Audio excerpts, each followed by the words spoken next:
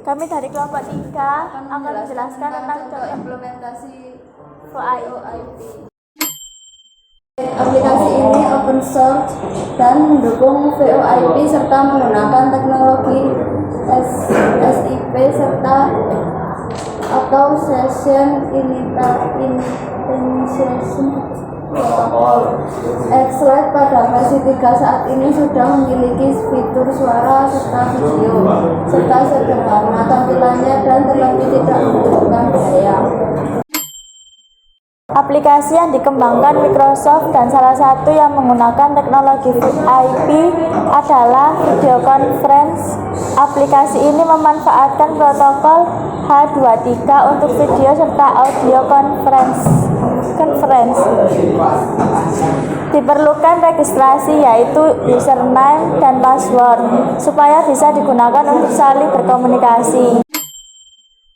VoIP banyak digunakan masyarakat dan aplikasi ini berbasis IP di mana jaringan digunakan melalui internet antar pengguna Skype.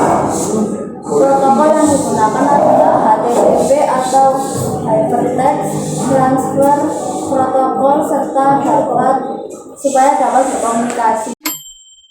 Interaksi sosial dapat dilakukan dimanapun dan kapanpun. Bila di masa lalu kita berkomunikasi jarak lewat suara konvensional yang memakan biaya dan waktu yang lama, namun sekarang kita bisa berkomunikasi dengan lebih mudah, murah, dan cepat.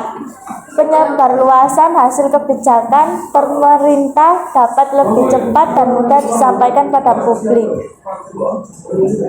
Karena sekarang hampir semua orang bisa mengakses informasi dengan mudah, maka kebijakan pemerintah dapat dengan mudah juga tersebar. Bahkan sekarang citizen bisa juga memberikan feedback dan masukan untuk pemerintah lewat media sosial. Yang pertama, timbulnya serangkaian kejahatan baru. Ini merupakan dampak yang sangat umum dan wajar terjadi di semua bidang, baik itu bidang pendidikan, kesehatan, perekonomian, pemerintahan, perbankan, dan lain sebagainya. Serangkaian kejahatan baru yang muncul ini dapat memotivasi individu lain untuk turut serta melakukan atau bahkan menciptakan kejahatan baru dengan melalui media yang sama, yaitu dengan memanfaatkan media TIK. Mereka akan turut serta karena mereka berpikir kejahatan di dunia maya sulit ditangkap.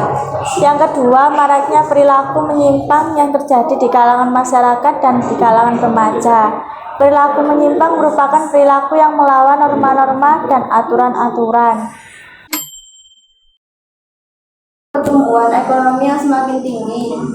Kedua, kemajuan ekonomi dalam bidang kedokteran mampu menjadikan produk kedokteran menjadi komoditi. Yang ketiga, semakin maraknya penggunaan TIK akan semakin membuka lapangan pekerjaan.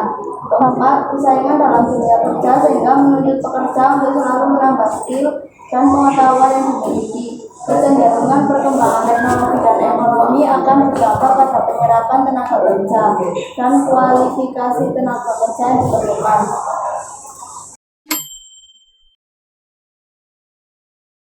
Cybercrime adalah kejahatan yang dilakukan seseorang dengan sarana internet di dunia maya. Hacking, usaha memasuki sebuah jaringan dengan maksud mengeksplorasi ataupun mencari kelemahan sistem jaringan, seperti hacking pada Facebook yang sering terjadi sebagai sarana untuk jual beli online, sehingga menimbulkan kerugian bagi penjual ataupun pembeli.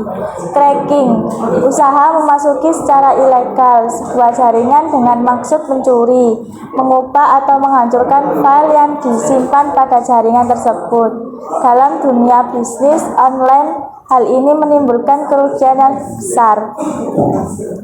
Terima kasih. Sekian dari kami. Terima kasih. Assalamualaikum warahmatullahi warahmatullahi wabarakatuh.